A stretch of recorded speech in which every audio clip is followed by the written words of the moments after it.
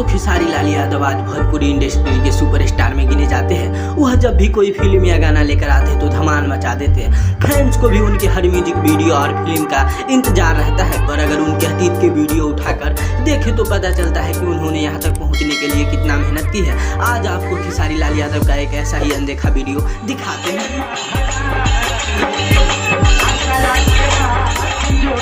दोस्तों खेसारी लाल यादव को कामयाबी का प्यार एक कहना गलत नहीं होगा।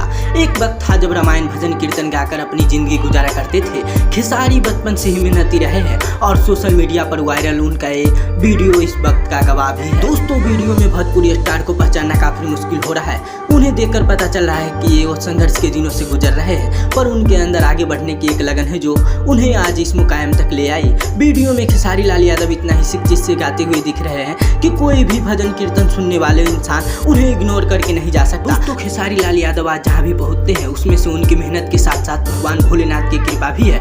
इसीलिए खेसारी लाल यादव चाहे कितना भी तरह के गाने या फिल्में क्यों ना करे, लेकिन महादेव पर म्यूजिक वीडियो बनाना नहीं भूलते हैं। खेसारी लाल का स्टारडम देखकर कहना पड़ेगा कि अगर इंसान के अंदर आगे बढ़ने की इच्छा हो तो वो एक दिन अपनी मंजिल तक पहुँच ही जाते हैं। आज की तारीख में खेसारी लाल से बड़ा उदाहरण कौन हो सकता है।